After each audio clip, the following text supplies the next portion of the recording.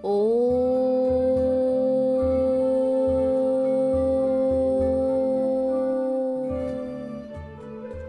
नमस्कार दोस्तों, स्वागत है आपका कथा सागर में। और मैं आप लोगों को श्रीमद् भागवत महापुराण के हिंदी रूपांतरण यानी कि सुख सागर की कथाएं सुनाती हूँ। आज मैं आपको सुनाने जा रही हूँ सुख सागर के चतुर्थ स्कंद का 27वां अध्याय। इस अध्याय में काल कन्या की कथा दी गई है। कथा शुरू करने से पहले भगवान के चरणों में सिर झुकाकर उनसे आशीर्वाद ले, उनमें अपना मन और ध्यान लगाकर एक बार मेरे साथ बोले, ओम नमो भगवते वासुदेवाय नमः। और अब भगवान में अपने मन को लीन लगाकर उनमें एकाग्रचित भाव से ध्यान लगाकर कथा को सुने।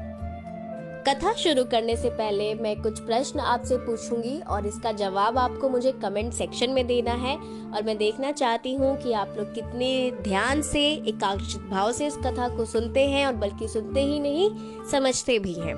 तो मेरा पहला प्रश्न है कि ये जो पुरंजन और पुरंजनी की कथा है, ये कौन किसको सुना रहे हैं? दूसरा प्रश्न मेरा ये है, प्रचेतस के पिताजी का नाम क्या है? ये दोनों प्रश्न हैं और मैं आशा करती हूँ कि आप लोग इसका उत्तर देंगे। और इसी के साथ अब मैं आगे की कथा शुरू करती हूँ। मैत्रेयी जी विदुर जी से कहते हैं, हे विदुर जी, अब पुरंजनी उठी और अच्छी तरह रचकर श्रृंगार किया।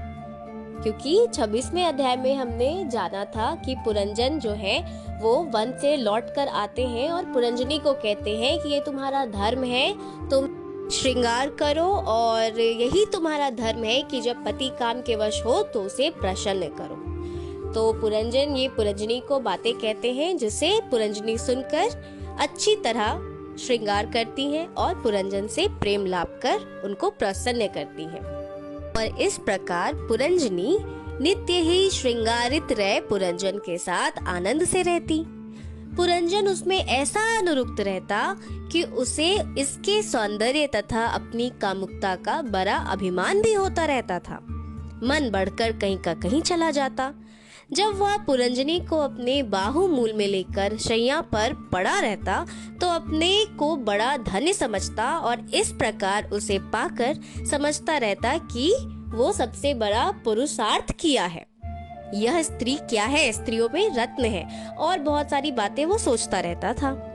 वह इसी प्रकार की अज्ञान पूर्ण बातों में पड़ा रहता और दिन रात भोगों में फंसा रह जीवन को समाप्त करता रहा। मैत्रेयी जी आगे की कथा बताते हैं और कहते हैं, उसने अपनी समस्त युवावस्था को स्त्री रमन में ही समाप्त किया। दीर्घ काल क्षण भर के समान व्यतीत हो गया। वहाँ उसके पुत्र और कन्याएं हुई, जिनका उसने विवाह भी किया, और गुणवान बहुएं तथा कन्याओं को उनके योग्य पति भी मिले। फिर उन सब के भी एक एक पुत्र और एक एक पुत्रों के 100-100 पुत्र हुए, जिससे पंचाल देश बसा। फिर तो कहना ही क्या था। पुरंजन पुत्र, पौत्र, गृह, कोष, सेवक और देश आदि की अत्यंत ही दृढ़ ममता में ऐसा अनुरक्त हुआ कि उसकी बुढ़ापा भी आ गई।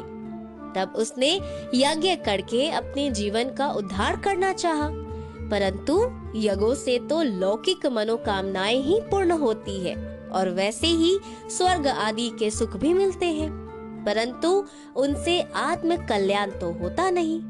आत्म कल्याण तो ज्ञान से होता है। यज्ञ आदि में तो अहंकार का लेश रहता है, और यह अहंकार ही मनुष्य के बंधन का कारण होता है।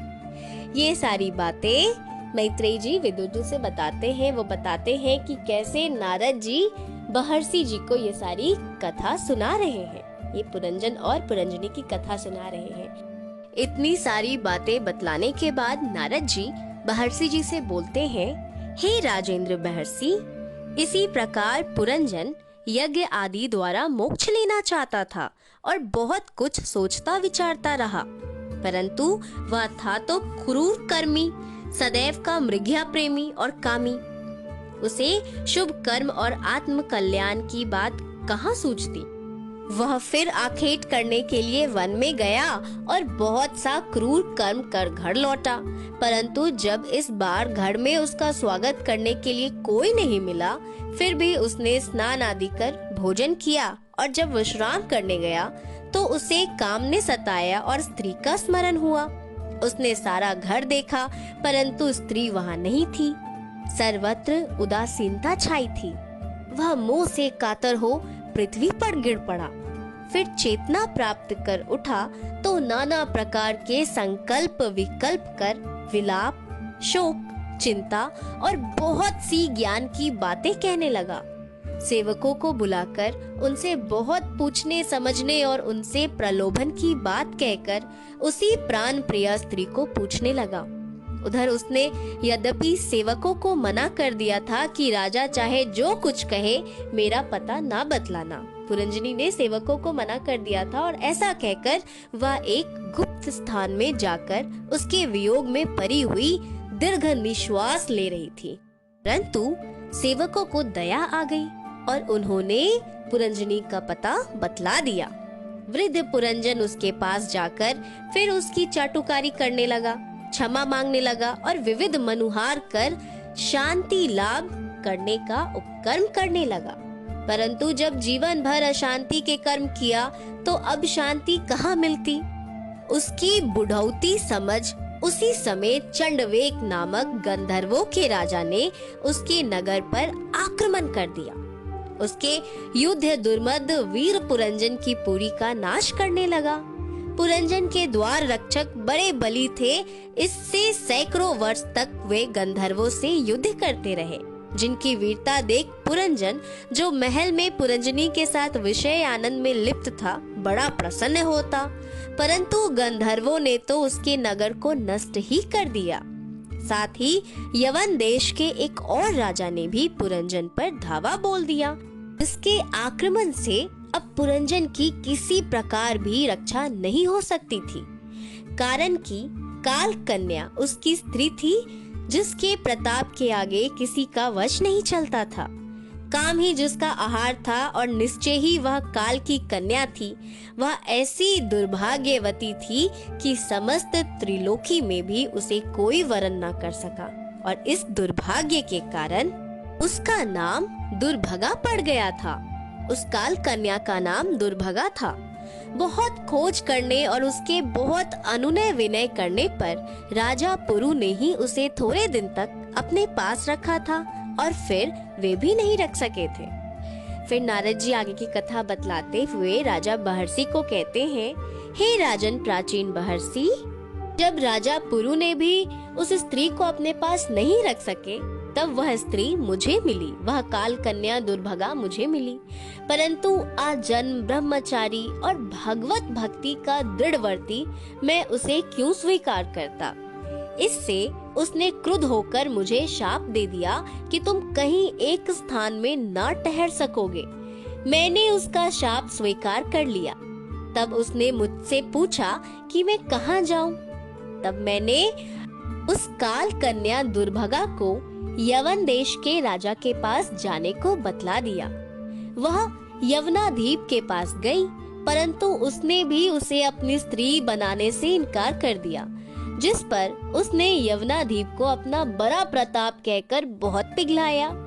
और इतने के बाद भी यवनाधीप उस स्त्री को अपनी स्त्री स्वीकार नहीं किए और उसको बोले कि अच्छा तुम एक काम करो, तुम मेरे भाई प्रज्वर की स्त्री बन जाओ, उसके नाते मैं तुम्हारा हमेशा बहन के रूप में समर्थन करूंगा और फिर मैं तुम दोनों को साथ लेकर सर्वत्र भ्रमण करूंगा और जहाँ भी तुम्हें कोई सुंदर पुरुष मिल जाए तुम उसके साथ रमन कर सकती हो, इसकी मैं तुमको छूट देता हूँ। ये यवन देश के राजा उसको बोलते हैं। फिर नारद जी बहर्षि जी को बोलते हैं, हे राजन बहर्षि, वही काल कन्या यवनाधीप के साथ पुरंजन के नगर पर अपने वीर सेनानियों सहित आक्रमण करने चली गई। और इसी के साथ श्रीमद् भागवत महापुराण के हिंदी रूपांतरण यानी कि सुख सागर के चतुर्थ स्कंद का 27वां अध्याय यहीं पर संपूर्ण होता है। तो मेरे साथ एक बार सबको ही प्रेम पूर्वक बोले, ओम नमो भगवते वासुदेवाय नमः। अब आगे की अध्याय यानी कि 28वें अध्याय में हम जानेंगे पुरंजन का स्त्री चिंता में मरकर फिर विदर्भ में स्त्री जन्म पाना तथा आत्मज्ञान द्वारा उद्धार होना। तो आने वाले अध्याय में हम जानेंगे कि कैसे पुरंजन का उद्धार होगा, लेकिन उद्धार होने के पहले क्या क्या चीजें होंगी जो बहुत ही रोचक है, वो आप जरूर सुने आगे की कथा में। और आगे की अध्याय सुनने के लिए आप अगर अभी तक नहीं जुड़े हैं कथा सागर के परिवार से तो जुड़ जाएं कथा सागर के परिवार से। कर दे चैनल को सब्सक्राइब, हिट कर दे बेल आइकन।